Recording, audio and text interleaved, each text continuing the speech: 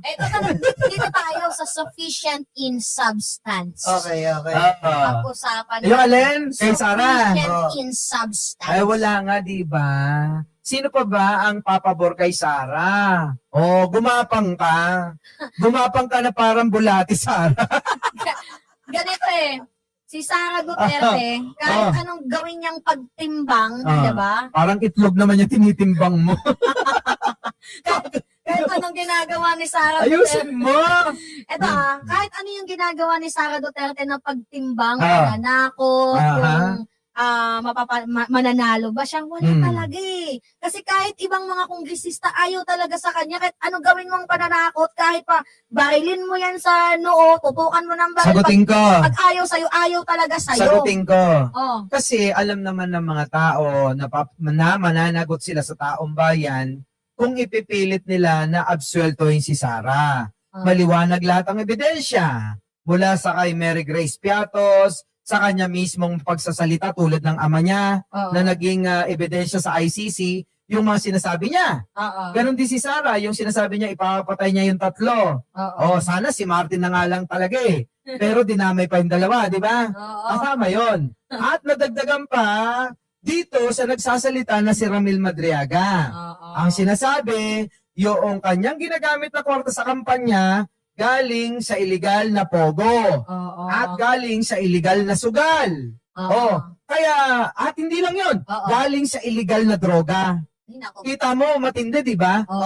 Gumagamit ka ng pera para manalo, para iboto ng tao, galing sa marumi. Kasing rumi niya mismo. Pero sa tingin mo, Boss Mike, what if lang dumating nga sa Senado? Alam ko naman na makakakuha tayo ng 1/3 vote.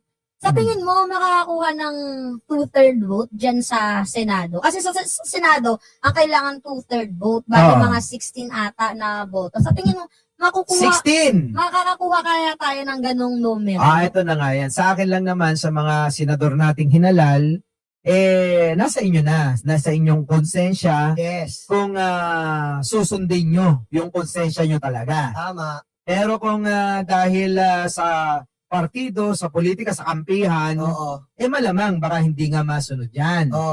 Pero kung babasahin natin yung mga nangyayari ngayon, na biglang tumahimik si Jesus Escudero, tumahimik si Villanueva, tumahimik si Jingo Estrada, at tignan mo naman, yung iba wala rin. Diba? So baka sakali. Pero, ang problema niyan is, katulad nung dati, ibigay natin yung history, baka mahulit po ang history. Na kung saan, pag nagalit po ang taong bayan, lalong-lalo na nung nakaraan po, alam niyo po dati, sa TV lang po, naghimutok ang taong bayan dahil dun sa second envelope. Wala na tayong pakialam kung kaninong partido yung kinampihan. Pero, ang taong bayan po kasi mulat, lalong-lalo na mga yan in the form of social media, many of our beloved Filipino people imploring the aid of Almighty God is really informed. And in case that the senator will not, be blinded by this Sara Duterte impeachment, you will regret this to the Filipino people. Alam mo, ngayon ko lang napansin kamukha ni Barbie Duterte si Sara. Kapag ka nagagalit siya. Mas maganda naman si Hindi, habang nagsasalita siya, tinitignan ko Diba? Mas maganda naman si Nulo. Pero, sa palagay ninyo, saan hahantong itong drama ng mga Duterte na to? Yes. Kasi drama ito Sila lang talaga may drama. Ang Pangulo tahimik naman Wala nga teme, di ba? Oo, ba't kaya ang hilig nila kumeme? Ba't ang hilig nilang magdrama? Alam mo, sa mga taong mga sinungaling at sa taong mga mahilig gumawa ng masama At may mga tinatago, sila yung mga mahihilig talagang gumawa ng ganyan. Yes. Hindi katulad ni Pangulo, open sa lahat Open sa lahat. Kung ano yung ginagawa niya, kung ano yung mga nangyayari, open, binabalita nga niya At sinasabi nga nila, sana si Sara na lang daw, mag-resign na lang daw si Pangulo at si Sara na daw ipalit para mapauwi daw yung mga OFW. Kaya nga, ito si BJMP, si Harry Roque, blowjob mo pare. Mm. Nakakaya ka, anong let Sarah lead, Harry Roque, ang Ganit- itim ng tumbong mo, leche ka. Ganito kasi ginagawa nilang bobo yung mga Pilipino eh. True. Alam nyo, Maring Mima, tsaka Maring Barbie. Yeah, Kasi, kung gusto talaga, o meron silang naiisip na paraan yeah. na matulungan yung marami nating kababayan na nandiyan sa Middle East na naiipit sa gera, Oo. abay, isa-adjust na nila. Oo. Hindi magiging solusyon yung pagpapalit ng liderato ng bansa. True. Para gawin nila yun. Yes. Kung ibig ba sabihin, may kapalit yung tulong na yun kung meron silang alam? True. Nakuha nyo? Oo. Gusto ni Bakla Oh. na kailangan kapalit para tulungan yung OFW nating mga kababayan, Oh. pumalit muna si Sarah. Oo. Di ba ang pangit? So kadiri. Hi, Boss Mike. Meron pala akong isisingit na issue. Ano? Nire-raise ko tong question na to. Kasi nagkaroon po ng notice to the public, itong si Sara Duterte, na Aha. there is no approved budget dito nga po sa medical and burial assistant. Oh. Kasi parang wala daw siyang confidential funds, kaya wala na daw po yung medical and burial assistant na yan. Oo. Ngayon, ang punto ko naman dito, si Lenny nga naging productive noon eh. Oo. Kahit walang confidential funds, Ah. nakakapagbigay. Bakit si Sarah kailangan pang bigyan ng sandamat Sasagutin ko or yan. malaking pera para tumulong? Ano, pera-pera na lang ba tayo? Sasagutin ko yan. Oh. Siyempre, unahin niyo muna yung kickback niya bago yung mamamayan. Tama. Tandaan nyo. Oh. Si Sara Duterte hindi hinalal para magsilbi. Tama. Kundi dapat pagsilbihan siya ng mamamayang Pilipino. Ang kapal. Pero ito yung nakakapagtaka eh. Kaya niyang gumala. Pero ang tumulong ng bukal sa puso, hindi niya magawa. Gala, gusto, tulong, ayaw. Tanungin mo ko, kunyari ako si Sara Duterte. Okay. Ano? Kunyari ako si Sara Duterte lang Oo. ganito yon. Meron naman siyang budget. Oh. Kano man lang, naunahin niya yung taong bayan ng mga nangangailangan tulad ng nirereklamo ni Nima. Yes. Ang problema, kaysa unahin niya yan, inuuna niya yung pamamasyal sa ibang bansa. Tama. Na alam naman natin kung gaano yung kalaki yung nagagastos niya dyan. Oo. Yung pang-hotel, pamasahe, syempre kailangan With naka bodyguard. business class yan at mga bodyguard niya kasama. Mm-mm. Ang gastos dyan milyon. Mm. Hindi basta-basta. Mm-mm. Kung yung burial lang ng mga kababayan natin na humihingi, Oo. labis-labis pa. Mm. Oo. Kung mananatiling lang siya sa bansa at magtatrabaho, pakikinggan yung hinaing ng taong bayan na lumalapit sa kanya, karamihan naman mga DDS, di ba? Di dahil natutulungan yung mga DDS na tatatanga. Pero siguro, Boss Mike, kaya hindi din siguro inaprobahan yung medical and burial assistant dito kay Sara Duterte kasi alam din siguro ng nag-a-approve ng ng budget na baka hindi rin magamit sa medical and burial assistance ang ibibigay na confidential funds para sa kanya. Kasi 'di ba, lustay siya ng lustay eh. Yeah. Siguro one of the reason kaya hindi din yun I think na-approbahan. Parang sinasabi ni Mima, bakit ka pa bibigyan hindi ka naman marunong mag-budget. Tama. Wala ka namang ginawa kundi gastusin, lustayin Kasi lang yan. parang 800 or 1 billion ata. Ako hindi ako sure sa numero na binabanggit ko na to. Parang humingi siya ng napakalaking budget. Yung Kulang-kulang 1 bilyon. Oo, ganun yung hinihingi niyang budget. Yung naaprobahan, parang nasa half million lang I think. Anong half million? Half Ay, billion. half billion, sorry, half billion.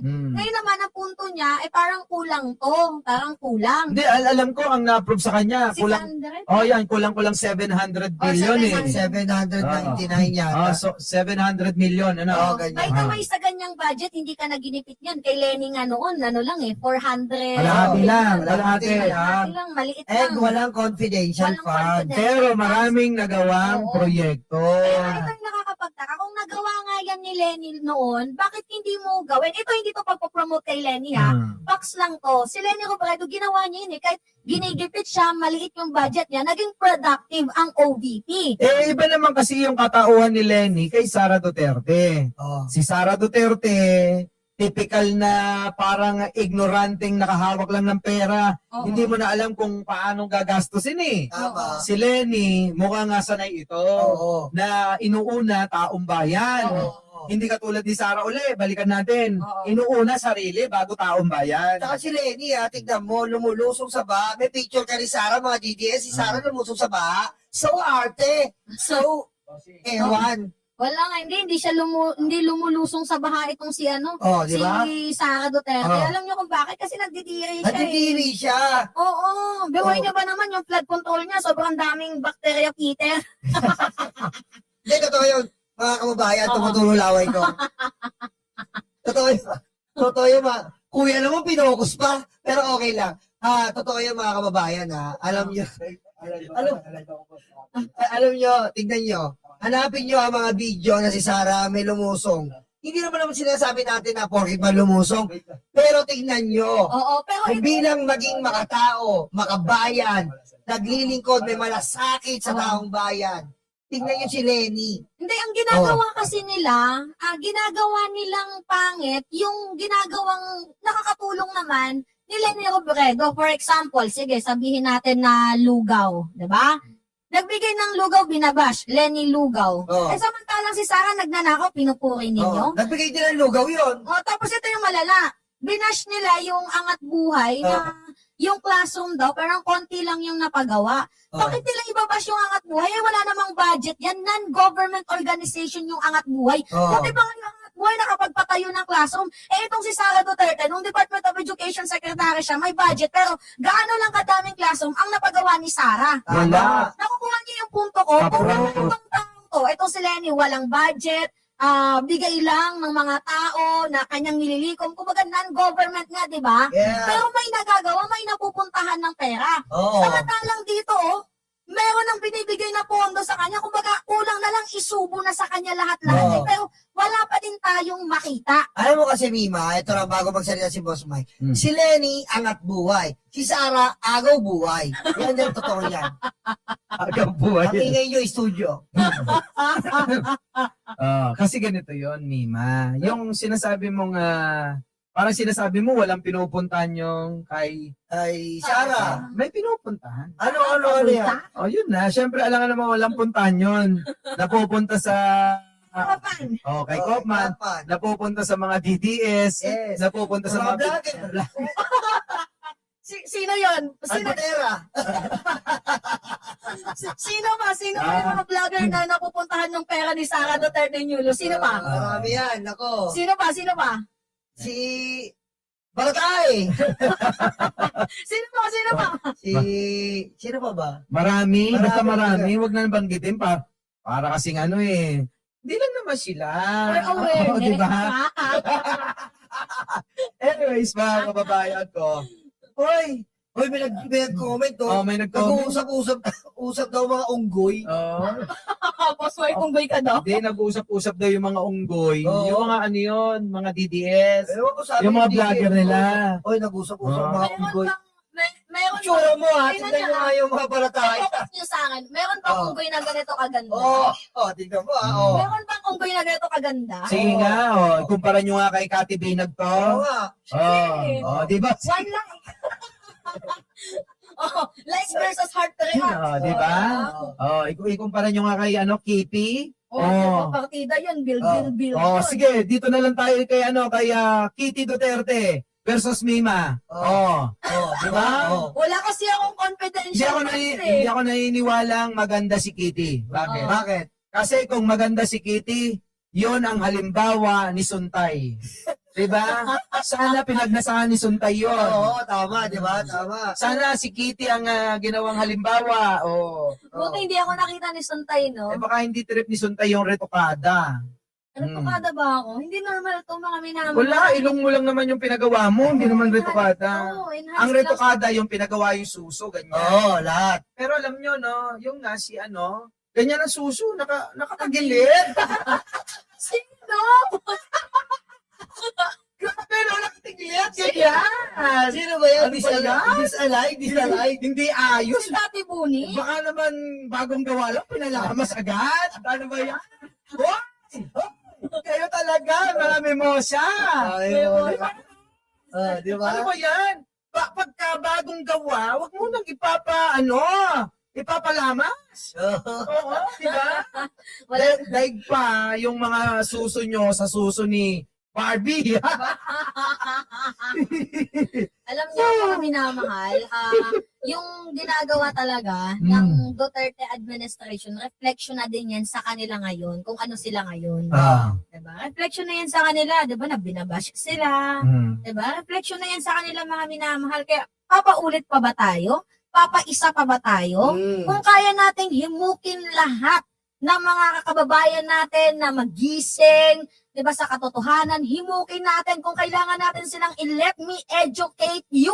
Mm. Gawin natin, hindi para sila ay maliitin, kundi para maging aware sila sa kung ano si Sara Duterte. Speaking of let me educate you, siguro dapat sila na mismo utusan natin na i-educate si Sara mismo. Tama. Kasi wala talagang edukasyon si Sara eh. Mm-mm. Sa kanyang pag-uugali, sa kanyang pagsasalita, kung paano sumagot. Para bang nagkukwento lang na parang bata. Walang modo. Eh mga kababayan ko, kung ganyan na magiging presidente ng bansa,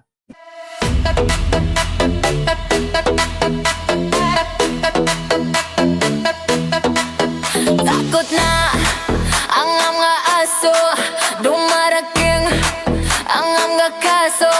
Sila ay sinusundo na, dadalhin sa tatay nila.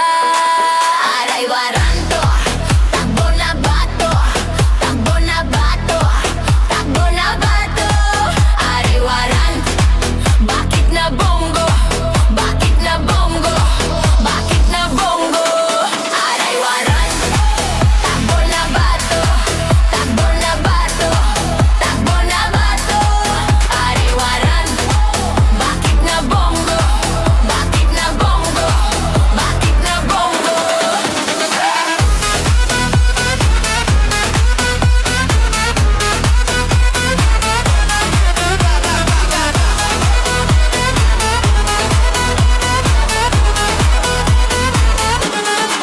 Sabi ni Lord, huwag masama, pero sila ay nalalapit na silang masira. Ay nagkarma, ay nagkarma. Aray waranto, takbo na bato, takbo na bato, takbo na bato. Aray waranto, bakit na bongo, bakit na bango, bakit na bongo. Aray waranto, takbo na bato, takbo na bato, takbo na bato. Aray waranto, bakit na bongo, bakit na bongo, bakit na bongo.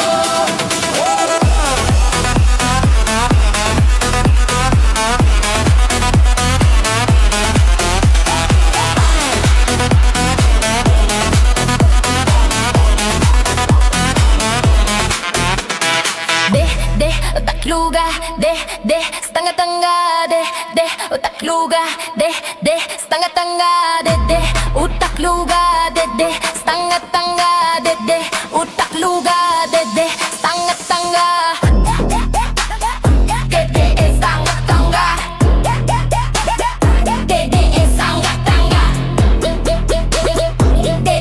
stanga-tanga. Dede estanga aray waranto, takbo na bato, takbo na bato, takbo na bato. Aray waranto, bakit na bongo, bakit na bongo, bakit na bongo. Aray waranto, takbo na bato, takbo na bato, takbo na bato. Aray waranto, bakit na bongo, bakit na bongo, bakit na bongo. Kuduro yung betlog, tatay yung karton. Kuduro yung betlog, tatay yung karton. Kuduro yung betlog, tatay yung karton. Kuduro yung betlog, tatay yung karton.